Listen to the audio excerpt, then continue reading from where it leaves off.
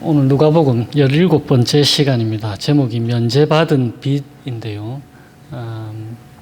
다른 제목으로 하자면 용서받은 우리, 이 정도 되겠습니다. 우리는 보통 이제 질문을 가끔씩 하는데요. 우리가 어떠한 사람들인가? 그리고 우리가 어떠한 공경에 빠져 있는가? 그래서 우리가 그 공경 때문에 누구를 필요로 하는가 하는 질문들을 하게 됩니다.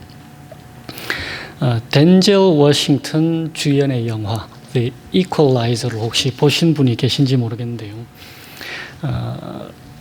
저는 이 영화를 볼 때마다 복음이 무엇인가를 잘 설명해 준다라는 느낌을 많이 받습니다. 그래서 아마 한 5번 정도는 봤을 거예요. 이 영화에는 러시아 마피아의 수하에서 어쩔 수 없이 몸을 팔아서 살아가고 있는 한 10대 소녀의 삶을 보여줍니다. 이 소녀의 이름은 엘리나인데요. 이 여자아이의 꿈이 가수입니다. 그러니까 원치 않는 이 창녀 생활을 거부하면은 목숨의 위협을 받고 있습니다. 그리고 다시는 노래를 부를 수 없도록 너의 성대를 끊어놓겠다, 이렇게 위협을 받고 있는데요. 그리고는 그들의 지시를 따르지 않으면 폭행을 당하죠. 그래서 누군가가 건져내 주지 않으면은 안 되는 힘없는 여자의 모습을 영화가 잘 보여줍니다. 본문에서도 그와 같은 죄인인 한 여자의 모습을 우리에게 성경이 보여주고 있습니다. 오늘 본문에서 죄인이라는 단어를 썼는데요. 죄인이라고 하면은 그 당시에 흔히 창녀 또는 도덕적으로 문란한 일을 한 사람을 일컫는 말이었습니다. 그런데 그와는 반대로 자신은 죄인이 아니라고 착각하고 있는 바리새인의 모습도 우리에게 함께 보여줍니다. 그런데 이 바리새인 이름이 시몬인데요. 이 바리새인이 예수님을 식사 자리에 초대했습니다. 당시에는 회당에서 이제 가르친 선생을 집으로 초대해서 연회, 그러니까 파티를 함께 여는 것, 그렇게 초대하는 것이 미덕으로 여겨졌습니다. 그런데 이런 그 연회는 오픈 파티여서 누구나 초대받지 않아도 식사는 함께 하지 않지만 누구나 와서 손님과 주인 사이의 대화를 듣고 지켜볼 수 있었다고 합니다.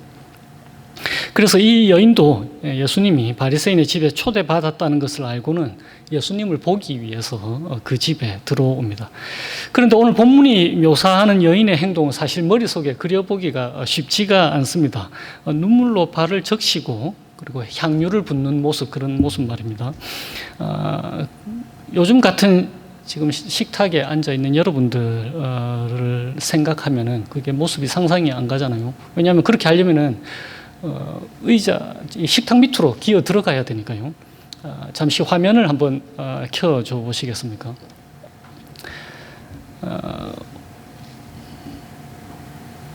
화면에서 보시는 것처럼 식사 때는 사람들이 한쪽으로 이렇게 비스듬히 누워서 팔꿈치로 몸을 지탱하고 있습니다. 그리고는 이 발을 뒤로 뻗어서 한 손으로 이렇게 음식을 먹는 거죠. 흔히 우리가 이제 집에서 편하게 소파에 들어 누워서 TV를 본다, 그러면서 간식을 먹는 그 장면을 생각하시면 되겠습니다. 그러니까 식탁 쪽으로 몸을 비스듬하게 팔꿈치를 지탱해서 이렇게 있고 발은 이렇게 뒤쪽으로 뻗는단 말이에요. 그러니까 이 여인이 예수님의 발 뒤에 서서 발에다가 향유를 붓고 이렇게 하는 게 이제 상상이 되는 거죠. 그래서 이제 36절에 보면은 바리새인의 집에 들어가 앉으셨을 때에라고 이렇게 번역된 것은 오늘날 우리 사회 사람들이 이해할 수 있도록 의역을 한 것입니다. 헬라어 원문에는 비스듬히 누우셨다라고 하는 거거든요. 그러니까 한 여자가 향유를 담은 옥합을 가지고 와서는 예수님의 뒤로 그 발 곁에 서서 눈물로 발을 적시는 그림이 이제 나오게 되는 것입니다. 그런데 이 누가는 이 여인의 행동을 하나하나 아주 자세하게 기록하고 있습니다. 이 여자는 소중하게 간직하고 있던 향유를 담은 옥합을 가지고 옵니다. 그리고는 예수님의 뒤로 그 발 곁에 서서 막 웁니다. 그리고는 눈물로 예수님의 발을 적시지요. 그리고는 자기 머리털로 예수님의 발을 닦습니다. 그리고는 그 발에 입을 맞추고는 자기가 가져온 향유를 깨어서 붓고 그 옥합을 깨어서 향유를 붓고는 이렇게 예수님의 발에다가 바르고 있는 것입니다. 이것은 예수님을 향한 대단한 사랑의 표시였습니다. 그런데 사람들이 이제 수근거리기 시작할 겁니다. 왜냐하면 그 당시 관습에는 사회적으로 죄인으로 낙인 찍힌 사람들과는 접촉도 하지 않았거든요. 교제하는 것 자체를 금했단 말이에요. 게다가 정숙한 여인들은 그 당시에 다 머리를 이렇게 가리고 있었습니다. 그런데 이 여인이 머리를 풀어 헤치고는 그 머리털로 예수님의 발을 닦고 입 맞추고 이렇게 하고 있는 것입니다. 그러니까 이런 일련의 여인의 행동을 보고는 사람들이 상당히 마음이 불편했을 것입니다. 그래서 이 바리새인, 예수님을 초대한 이 주인인 바리새인 이 시몬이 속으로 생각합니다. 예수라는 이 사람 선지자도 아니구나. 자기를 만지는 이 여자가 죄인인 것도 모르는 거 보니까 별 볼 일 없는 사람이다라고 생각하고 있었던 것입니다. 그런데 이 바리새인은 두 가지를 잘 모르고 있습니다. 첫 번째는 자신이 예수님 앞에서 죄인이라는 것입니다. 그리고 두 번째는 예수님이 죄인을 받아주시고 어떠한 죄라도 용서해 주시는 분이라는 것을 이 바리새인은 모르고 있는 것입니다. 그런데 누가는 그녀가 사실 어떠한 죄인인지 어떠한 죄를 지었는지를 전혀 말하고 있지를 않아요. 그 이유는 본문에서 죄인인 이 여인은 하나님 앞에서 우리를 보여주기 때문에 그렇습니다. 어떠한 특정한 죄를 지었는지가 하나님의 관심이 전혀 아닌 것입니다. 죄의 모양은 다르지만 모두가, 우리 한 사람 한 사람 모두가 동일하게 하나님을 적극적으로 대항하던 사람이라는 것을 우리에게 보여주는 것입니다. 모두가 죄인이라는 거예요. 그러니까 어떠한 죄를 지은 사람이라는 것을 구체적으로 얘기할 필요가 없는 거죠. 죄인인 이 여인의 모습은 바리새인이 생각하던 죄인인 저 사람의 모습이 아니라 바로 나의 모습이라는 것입니다. 우리 각 사람의 모습을 보여주는 것입니다. 그리고 그 모습은 우리의 힘으로는 벗어날 수 없는 곤경을 우리에게 보여줍니다. 누군가가 건전해 줘야만 하는 그 곤경을 우리에게 보여주는 거라는 겁니다. 근본적으로 우리는 모든 일에 하나님을 적극적으로 대항하는, 대적하는 죄성을 지니고 있습니다. 우리는 다 내 마음대로 하고 싶은 마음이 있지 않습니까? 근데 그게 노력하지 않아도 저절로 그렇게 되는 거잖아요. 아주 자연스럽게 되는 겁니다. 우리 중에 누가 내가 열심히 노력했더니 저 사람 미워할 수 있게 되었어. 이런 사람 아무도 없잖아요. 내가 매일 빠짐없이 내 몸 체력 단련, 워크아웃 하듯이 내가 매일 빠짐없이 1시간씩 마음을 단련했더니 억울한 자, 눌린 자, 가난한 자, 이제는 안 돌아봐도 되게 되었어. 그렇게 말하는 사람이 누가 있습니까? 노래 가사처럼 우리는 그 사람들 사랑한다 하면서도 그들에 대해서 사실은 별로 관심이 없는 사람들이지 않습니까? 그러니까 노력하지 않아도 저절로 우리는 나 자신만을 사랑하는 사람들인 것입니다. 그리고 이웃과 하나님을 저절로 미워하는 사람들입니다. 하나님 말씀보다 내 생각 그리고 내 소원이 먼저인 사람들이지 않습니까? 이웃의 절박한 필요보다 오히려 나의 사치와 나의 편안함, 그걸 우리가 먼저 더 추구하잖아요. 우리는 그런 사람들입니다. 야고보서 4장에 보면 이런 말씀이 있습니다. 너희 중에 싸움이 어디로부터, 다툼이 어디로부터 나느냐? 너희 지체 중에서 싸우는 정욕으로부터 나는 것이 아니냐? 너희는 욕심을 내어도 얻지 못하여 살인하며 시기하여도 능히 취하지 못함으로 다투고 싸우는도다. 그리고는 같은 야고보서에 이렇게 되어 있습니다. 시기와 다툼이 있는 곳에는 혼란과 모든 악한 일이 있음이라. 우리 현재 세상의 삶들을 보여주잖아요. 우리 삶의 모든 고통, 문제들, 어려움들, 깨어진 인간관계들, 더 나아가서 자연재해, 지진, 홍수, 그리고 기후변화, 전쟁, 요즘 한창 시끄러운 아프가니스탄, 이 모든 것은 우리의 죄의 결과인 것입니다. 우리 중 어느 누구도 이 죄의 문제에서 자유로운 사람이 없습니다. 누군가가 근본적인 변화를 가져다 주지 않으면 우리는 이 공경에서 벗어날 수가 없는 거예요. 누군가가 건져내 줘야만 하는 공경. 요즘은 코로나 시대여서 이런 그 캐치프레이즈가 있잖아요. We are all in this together. 우리는 다 여기에 다 하나로 함께 있는 거예요. 모두가 하나같이 말입니다. 그런데 또 다른 우리의 공경은 우리 각 사람이 때때로 우리가 누구인가를 망각한다는 것입니다. 우리는 용서받은 죄인이잖아요. 용서받은 죄인입니다. 그러니까 다른 사람들도 용서받은 죄인이라는 거죠. 그런데 우리는 사회적으로 죄인이라고 낙인이 찍힌 사람들을 어떻게 대하고 있습니까? 많은 경우에 오늘 본문의 바리새인과 같은 모습이 아닐까 싶습니다. 이 모습은 오늘 본문이 보여주는 바 곧 죄인을 대하시는 우리 주님, 예수님의 태도와 얼마나 다른지를 우리가 한번 생각해 보게 합니다. 그런데 이런 차이는 어쩌면은 우리 각 사람이 우리가 누구인가를 망각하고 또는 하나님의 은혜를 실제로 경험하지 못한 것 아닌가 하는 생각이 듭니다. 혹은 우리 삶에 예수님이 어쩌면 필요 없는 분이다라고 우리 스스로 생각하고 있는지도 모르겠습니다. 본문에 나오는 바리새인과 우리가 사실 뭐가 그렇게 다를까요? 이런 우리의 공경에도 불구하고 이제 우리의 눈을 들어서 하나님의 은혜를 한번 보시도록 하십시다. 궁극적으로 제가 아까 말씀드린 것처럼 모든 죄는 적극적으로 하나님을 대항하는 것입니다. 이 여인이 오늘 예수님께로부터 용서를 받았다라는 것은 그녀가 예수님을 하나님으로 알았다라는 것입니다. 우리는 죄를 지었을 때에 죄의 대상에게 용서를 구하잖아요. 그런데 오늘 본문은 이 여인이 예수님으로부터 용서를 받은 것을 보여줍니다.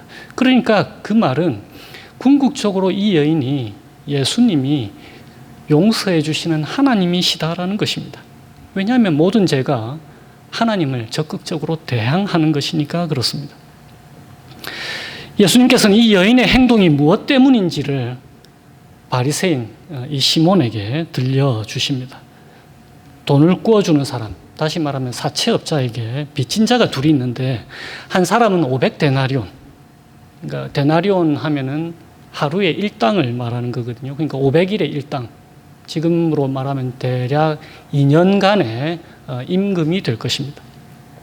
현재 미국 근로자의 일당이 중간값, 그러니까 뭐 많이 버는 사람도 있고 적게 버는 사람도 있을 텐데 그 중간값, 미디언 값이 대략 시간당 25불 정도 되거든요.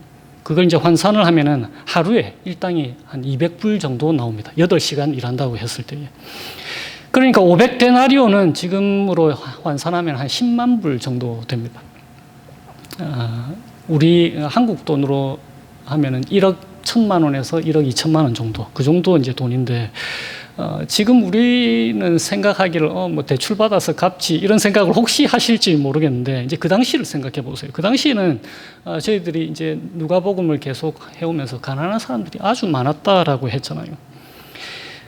당시에 가난한 사람들이 많았던 시대에 하루 벌어서 하루 먹기도 힘들었던 사람들이 부지기수였습니다. 로마의 지배하에 있었잖아요. 그러니까 이 정도의 돈을 갚을 생각을 하는 사람이 그렇게 많지 않았던 거예요. 10만 불 빚진 자와 만불 빚진 자에게 그러니까 갚을 능력이 없단 말이 두 사람이다. 오늘 본문에서 말씀하시는 것처럼 이 10만 불 빚진 자와 만불 빚진 자에게 네 빚 이제 안 갚아도 된다라고 사채업자가 말했다라고 한번 생각해 보십시오. 큰 빚을 져봤거나 보증을 잘못 써서 고생하신 분들 혹은 개인 파산을 경험하신 분들은 이런 마음을 잘 이해하실 것입니다. 갚을 수 없는 빚을 누군가가 대신 갚아줬다. 빚을 면제해줬다. 얼마나 고마운 일입니까? 그래서 예수님께서 시몬에게 질문하십니다. 이런 은혜로운 일을 경험한 두 사람 중에 누가 더 그 사채업자에게 더 많은 고마움을 표현하겠는가라고 말입니다. 오늘 본문에서는 사랑하겠느냐. 이 사랑한다라는 이 단어의 의미는 감사를 표하다라는 뜻이 있습니다. 그러니까 이 바리새인 시몬이 당연히 더 많은 빚을 탕감받은 사람이 그 사채업자를 더 사랑하고 더 많은 감사를 표하겠죠라고 답을 합니다. 그러면서 시몬의 행동과 이 죄인인 이 여인의 행동을 예수님께서 비교해 주십니다. 시몬아, 너는 발 씻을 물도 내한테 주지 않았는데 이 여인은 눈물로 발을 적시고 또 머리털로 내 발을 닦아주었다. 시몬아, 너는 평범한 인사인 볼에 입 맞추는 것 그것도 하지 않았는데 이 여인은 발에 입 맞추기를 그치지 않았다. 시몬아, 너는 내 머리에 올리브 기름, 감람유도 붓지 않았는데 이 여인은 훨씬 비싼 향유를 머리가 아닌 발에다가 부어주었다. 죄사함을 받은 것이 이러한 감사의 표현, 사랑의 표현으로 이어진 것을 예수님께서 이 시몬에게 말씀해 주십니다. 갚을 수 없는 빚을 면제받은 사람, 이런 용서받은 자의 감사의 표현이 오늘날에는 어떻게 나타날까요? 하나님께서 우리를 용서해 주신 그 은혜에 대한 감사의 표현, 사랑의 표현은 어떻게 나타나는 것일까요? 하이델베르그 요리문답, 우리 개혁주의 신앙고백서 하이델베르그 요리문답 제86문에 이에 대한 답을 적어 놓았습니다. 변화된 새로운 삶, 변화된 새로운 삶이 하나님의 은혜에 대한 감사의 표현입니다. 우리의 이웃과 관련하여서 이 변화된 삶은 어떻게 나타날까요? 우리의 이웃과 관련해서 오늘 바리새인은 그의 이웃인 죄인인 한 여인을 향하여서 경멸의 태도를 보여줬는데 우리의 이웃과 관련해서 오늘날 살아가는 우리에게 이것은 어떻게 보여지는 것일까요? 이 감사의 표현 말입니다. 그것은 다른 죄인을 바라보는 시각을 우리에게 보여주실 것입니다. 본문은 우리가 한편으로는 죄인인 이 여자와 동일한 죄인이다라는 것을 우리에게 보여주고 또 다른 한편으로는 나는 저 죄인과는 다르다고 으쓱해하는 바리새인과 같은 철없는 사람이라는 것을 말해주는 것입니다.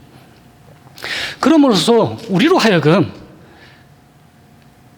우리를 돌아보게 하시고 또 하나님을 적극적으로 대항했던 죄인인 우리를 하나님께서 어떻게 받아주셨고 변화시켜 주셨는지를 생각해 보게 하십니다.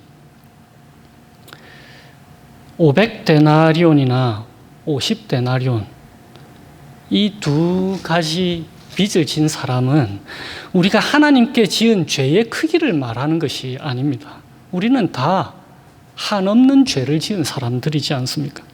죄의 크기가 다르다는 것을 말해주는 것이 아니고 오히려 우리가 얼마나 큰 죄인인가를 깨달은 사람인가 혹은 그렇지 않은 사람인가를 우리에게 보여주는 것입니다. 바리새인처럼 우리는 예수님 없이 내 힘으로 50데나리온 갚을만 하다라고 생각할 수도 있을 것입니다. 50데나리온 갚을만 하잖아요.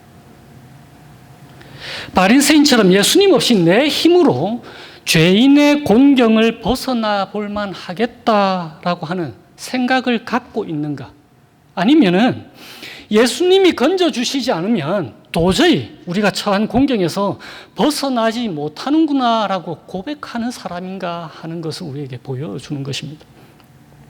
성령 하나님께서는 하나님이 예수 그리스도를 통해 나를 이 공경에서 건져주시지 않으셨더라면 내 삶이 지금 어떻게 되었을까라고 하는 감탄을 불러일으켜 주시는 분이십니다. 그리스도인은 모두가 다 이 고백을 갖고 있지 않습니까? 그렇지 않다면 사실 그리스도인이 아닌 거예요. 그리고 또 이 고백이 나오지 않는다면 우리 하나님께서 우리에게 말씀해 주십니다. 내게 구하라. 내가 너의 기도 들어주마. 라고 그렇게 하나님께서는 자비롭게 우리에게 다가오시는 분이십니다. 영화 그 이퀄라이저, 거기에서 덴젤 워싱턴이 로버트 맥콜이라는 이름으로 등장하는데요. 이 로버트는 이전에 국가정보국 요원이었습니다. 그가 엘리나의 포주를 찾아갑니다. 자신이 가진 전 재산, 현금으로 9,800불을 그 포주에게 내놓으면서 엘리나 이제 그만 놔줘라 라고 부탁을 하죠. 그런데 거절을 당합니다. 그때부터 이 로버트와 러시아 마피아 간의 싸움이 시작됩니다. 이 로버트가 러시아 마피아의 두목을 차례로 처리를 합니다. 그리고는 이 엘리나를 창녀의 신분에서 자유롭게 해줍니다. 영화의 마지막에서 이 엘리나가 로버트에게 진심을 다해서 감사의 말을 전합니다. 러시아 마피아에게 내가 폭행을 당해서 병원에 입원했다가 퇴원을 하는데 누군가가 거의 10,000불, 그러니까 그 9,800불이죠. 거의 10,000불을 봉투에 넣어서 그 봉투에 내 이름을 적어놨더라 라고 로버트에게 말을 합니다. 그녀가 새로운 삶을 살아갈 수 있는 자금으로 준 것이죠. 꿈인 가수가 되도록, 새 삶을 살아갈 수 있도록. 그래서 엘리나가 로버트에게 얘기합니다. 이제 new start, 새 시작을 할 수 있게 되었다라고 말입니다. 그리고 로버트에게 진심을 담아서 이렇게 말합니다. Thank you for everything 이라고 말을 하는 거예요. 그리고 로버트의 볼에 그 존경의 입맞춤을 합니다. 그런데 사실 이 일을 우리 주님께서 우리를 위해서 이미 해 놓으셨습니다. 우리는 사탄의 권세에서, 러시아 마피아 같은 그 사탄의 권세에서 모두 다가 자유케 된 사람들입니다. 로버트가 가진 전 재산 9,800불과는 비교할 수 없는 우리 주님이 가지신 모든 것을 우리를 위해서 희생하셔서 내어놓으신 분이십니다. 새로운 삶이 우리 앞에 이미 이제 펼쳐져 있는 거예요. 42절에서처럼 우리가 진 빚, 갚을 수 없는 그 죄의 빚을 다 면제해 주셨습니다. 주님께서 우리 대신 죄가 되셔서 우리의 죄를 다 처리하여 주셨습니다. 그런데 그뿐입니까? 변화된 삶을 살아갈 수 있도록 성령 하나님께서 이제 우리와 늘 동행하시고 힘주시고 능력 주시겠다고 약속하신 거예요. 단지 은혜로 구원을 받은 것뿐만이 아니고 새 삶을 시작할 수 있도록 그 능력을 주시고 함께 동행해 주시겠다고 약속하셨다라는 것입니다. 하나님이 이 큰 은혜를 우리에게 베풀어 주신 거예요. 변화된 삶이 감사의 표현, 사랑의 표현인데 이러한 감사할 수 있도록 주님의 영을 우리에게 주시고 가득히 성령으로 채워주셨다라는 것입니다. 그리고는 이 삶으로 함께 하자고 하나님이 우리를 그분의 임재 앞으로 늘 초대하시는 것입니다. 성경에서 우리는 실생활에서 수많은 죄를 봅니다. 거울 속에서도 보고요. 다른 사람에게서도 봅니다. 우리 용서받은 죄인들은 엘리나나 혹은 오늘 본문의 죄인인 이 여인을 보면서 어떤 생각을 하게 되겠습니까? 나도 저 상황에서는, 엘리나가 살아갔던 그 상황에서는 나도 엘리나처럼 그렇게 창녀로 살아갔을 거다라는 그 고백을 우리가 하게 되지 않습니까? 이것이 면제받은 빚의 의미를 경험한 사람들의 고백인 거예요. 이 모든 것이 가리키는 것은 오직 성령으로만, 주님과의 연합으로만 죄의 공경에서 벗어날 수 있다는 것을 우리에게 가르쳐 주는 것입니다. 변화된 삶은 우리 힘으로 절대 할 수가 없습니다. 하나님께서는 우리를 구원해 주시고는 변화된 삶은 너 힘으로 살아라, 네 힘으로 해내라 라고 하시는 분이 절대로 아닙니다. 너희가 나를 떠나서는 아무것도 할 수 없다라고 예수님이 말씀하셨잖아요. 건져주신 것도 주님의 은혜이고 변화된 삶을 살아가는 것도 주님의 은혜로만 가능한 것입니다. 그러므로 우리에게 자랑할 것이 무엇이 있습니까? 사회적으로 죄인이라고 낙인 찍힌 그 죄인들을 보면서 우리가 깔볼 수가 있을까요? 정말로 어림도 없는 말입니다. 왜냐하면 우리도 그 처지에서는 그러한 죄를 동일하게 지었을 것이기 때문입니다. 그리고 우리는 다 무슨 죄를 지었든지 주님께서 용서해 주신, 용서받은 죄인이지 않습니까? 모든 것이 하나님의 은혜라고 우리는 고백할 수밖에 없습니다. 하나님을 향한 우리의 사랑조차도, 우리의 감사의 표현조차도 주의 성령의 능력으로만 가능한 것이지 않습니까? 또한 그렇게 실제로 살아갈 수 있도록 하나님께서는 우리와 늘 동행하시고 힘주시겠다고 약속하셨습니다. 이 복된 소식을 기억하시면서 우리에게 변화된 새로운 삶을 살아가게 해주신 주님께 감사하면서 한 주를 주님과 동행하고 또 세상에서 수없이 많은 죄인들에게 주님의 자비로우신 한없는 그분의 사랑 나타내 보여주시면서 한 주를 살아가게 되시기를 주님의 이름으로 축원드립니다. 기도하겠습니다.